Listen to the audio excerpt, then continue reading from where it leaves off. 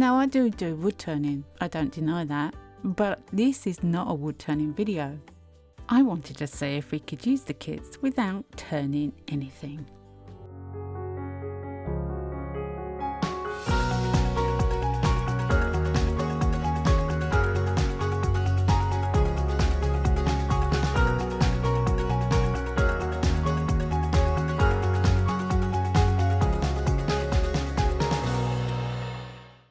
Hiya, welcome back to my channel. It's Wendy here from Toonpish Crafts and I hope you're doing okay. Now I'm quite adventurous when it comes to moulds and resin, and anything new I weigh up whether I can do it or not, what I could use it for. And I bought these. Now I have a set of these. They are handle moulds to fit on stamps. In here there is a screw, and on the end of that it's faceted to screw into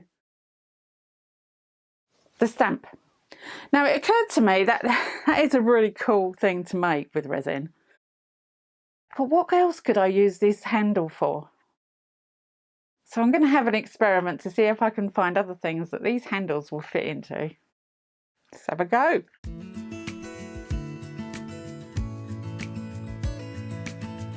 So I'm just going to start by making the stamps as they are. And I'm going to be using Let's Resin for this, as I usually do. I do have discount codes which are on the screen and they'll also be in the description box below. I'm using some really beautiful eye candy pigments, and really because I haven't used them before I just want to use them as they are. So I'm just pouring one solid colour in each of the three moulds. The three colours are Noken Blue, Rose Gold and Purple Jam. Everything that I use in this video will be listed in the description box below. If you have any questions, please use the comment section below and I'll get back to you. And you can always visit toonpish.com for all my discount codes if you're looking for one. Now you may have seen the video last week where I used these little stamps, and I did say that I was doing another video. Well, this is the video that I was doing. So I wanted to try out these little handle moulds just to see what they come out like as they were intended. I do have other plans for them though. So once I've poured all the resin, I pop them in the pressure pot and leave them overnight. The following day it's time to demould. And I had to leave these sounds in. There were so many sounds I could not resist. I always use isopropyl alcohol to help with demoulding. It just makes it a little bit slippery sometimes, but that's the plan. It helps get them out of the mould. The colour of that purple jam is gorgeous. It looks a little bit blue on the camera, but trust me, it is purple. And I love the fact that this mica has that shimmer to it that kind of gives it lines but doesn't. Beautiful, kind of mottled. Oh, I definitely need some more words in my vocabulary. But what I do know is if you're looking for a dark blue, this one is stunning, absolutely gorgeous. And when it comes to the rose gold, how could you get two colours in one colour? It always blows my mind, that does. When it says it's rose gold, it is actually rose and gold. It's beautiful, absolutely gorgeous. I am going to use this one for something else, but let's see how they look with the stamp parts on them. And it's interesting to see if they screw into the screw parts easily or not. Well, that went in so quickly and so easy without a fuss. The little one too just went in absolutely fine. First time, so cute. This one was a little bit more difficult. Now it might have been the stamp thread, it might have been the mould, but it worked once I gave it a little bit of a push. The tops need sanding though, but I'm sure I can deal with that. So this is a silicone tool that had a bit of an unfortunate accident. I didn't want to get rid of it, so I figured it would go great on one of these handles. So I got out my Bob Smith Industries 5-minute epoxy glue and decided to put some mica powder that's the same colour and glue it together. By adding the mica powder to it, you won't see the glue. I mean, it's clear anyway, but I'd rather it be the same colour. So a little bit in the top of the silicone tool and a little bit around the screw thread, and I put it together and leave it.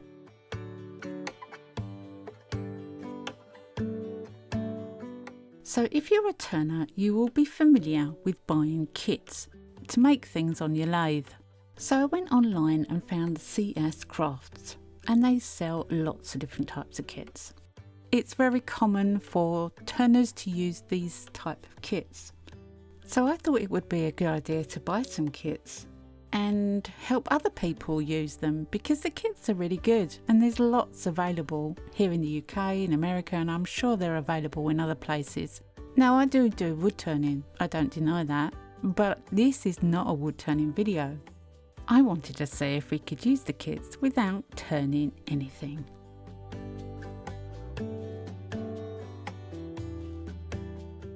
In the kit you get a brass tube. Now this brass tube is for the centre of whatever it is you're making. And if we're going to cast this in resin, we're going to need to sand the outside so that it's grippy enough for the resin to grab hold of it and not let go. So a quick sand with 240 grit, and you can see the difference there. Now I figured out that these handle moulds are roughly the same size for this particular kit. So I'm going to push the brass tube down into the screw section so that the resin can't get in there. And I'm going to try and centre that tube. That is the most difficult part, getting it centred when you pour the resin in. The smaller mould fits perfectly with another one of the brass kit tubes. But I don't want any resin to go down inside the tubes at all. The smallest of the three moulds has a tube that is too big for it, but it doesn't matter. We can always cut the ends off of the tube. Well, for this kit, it doesn't matter. And I'm just putting some plasticine in the tops of the tubes to stop any resin accidentally going in them.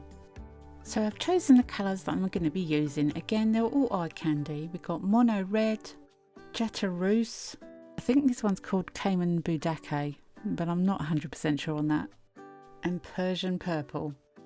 And I've mixed them with 30 ml roughly of Let's Resin. I've let them sit for about 15 minutes to warm up slightly so they don't mix too much when you pour the colours in together. I want them to mix a little bit but not completely, and I'm filling up the moulds. When you've got the screw section already filled with a brass tube, you don't need to worry about squeezing the air at the bottom. But those that don't have a brass tube do need to squeeze their end just to get rid of any trapped air around that bottom part. Although we're going to cut those off with these, so it doesn't really matter. I'm just trying to show you different ways of doing the same thing really. The brass tubes are in 3 of the moulds, and 2 of the moulds don't have any tubes, but you can drill through the middle with a drill bit. You don't need fancy bits of equipment to use these kits. You just need a little bit of ingenuity and creativity. The world's your oyster.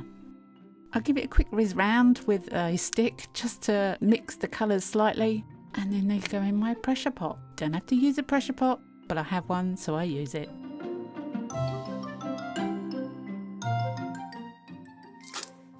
So 24 hours later and it's time to demould. And that's the part we're going to cut off. We don't need that screw part. We do need to sand the ends though.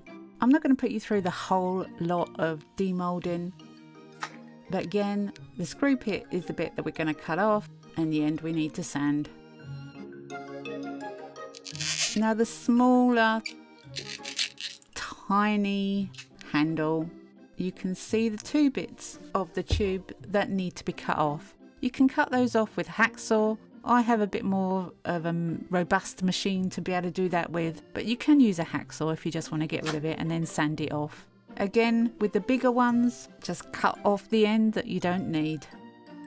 And obviously throw bits around because your hands are slippery.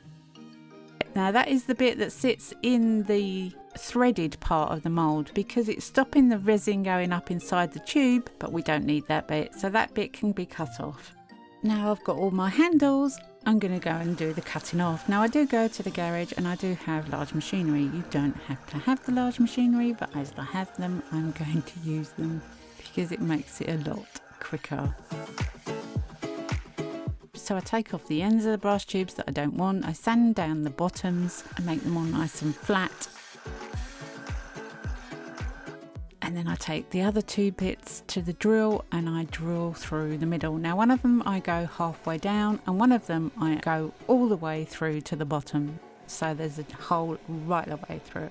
Now I did measure the drill bits to make sure they were the right size for the tubes. I do have little calipers to do that, but really just offer up the drill bit to the brass tube to make sure it's the same size. That's all you really need to do.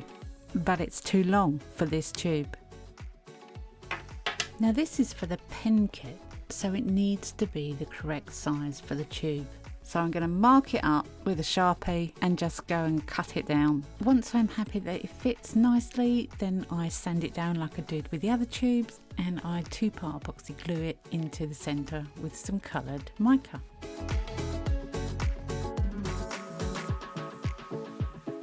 These kits are by far the easiest kits.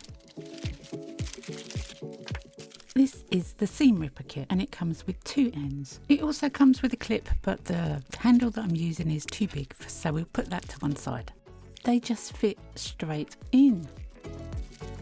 Absolutely simple. This tube goes right the way through. It was the one I made with the tube in the centre originally.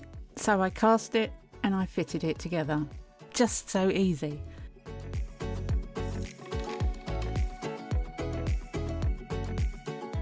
This is the one I drilled. Now I've drilled it halfway down so it doesn't come out of the bottom.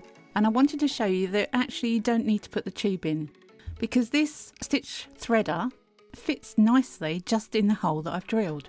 But I wasn't really happy leaving it that way, so I did stick a tube inside. I cut the tube down and stuck it in to halfway down where I drilled it, and now it clips in lovely. And when you're not using them, you can turn the ends around to store it safely, so nobody gets cut fingers or stuck with a stitch ripper. And the same for the needle threader.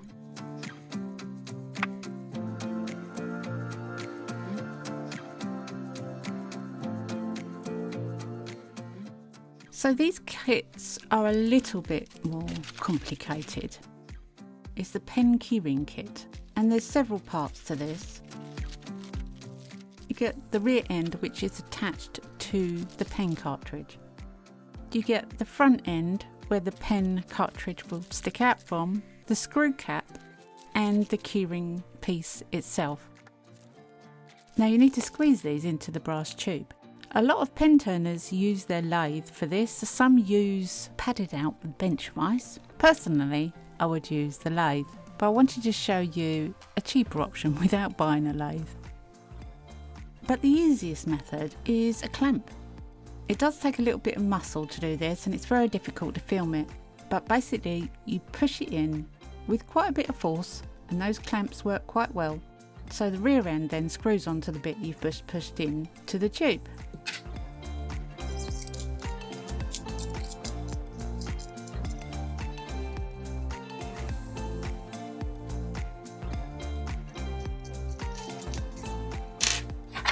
To attach the other end, make sure you take the pen cartridge out because it will get damaged, and do exactly the same. Once both parts are on, then you're ready to screw on the lid, and there's your keyring.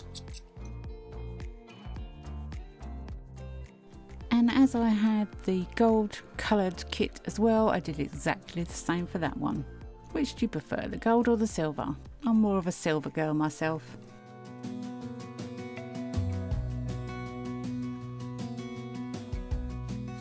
This is the last kit that I have bought, and it's the letter opener in chrome. Now I did wonder how I was going to attach this together until I realised that the letter opener piece actually unscrews from the bit that you push into the tube. So you put the back end on and you put the front end on, and you use whatever method you're using to push it in. It's very simple, and I think it's very elegant. It's a simple kit. The results are quite gorgeous. Once you've pushed both parts in, you can then screw on the blade. And if you don't want that blade to come out, you can always 2-part epoxy it, or use glue.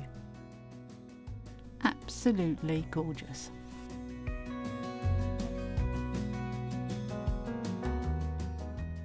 Well, I had lots of fun with this, and I have more things to show you next week. Similar kits, but a different way to use them, and hopefully more ways you can have fun. I hope you've enjoyed this video. I hope it's given you ideas to make things yourself and to use kits that are not only for turners, but anyone can use them. I especially like the stitch cutter, the seam ripper if you like, and the needle threader. Those are things that I think a lot of people would be interested in, and I like the fact that you can put them away to bed so you don't get hurt. If you have any questions at all, do use the comment section below and I'll get back to you. These simple stamp handle moulds gave me so much inspiration, and I hope I've given some to you too. Come back and see me next week, because you never know what I'm going to be up to. I never know what I'm going to be up to. I think next week I do, but usually I don't. Have a great week, happy crafting, and bye for now.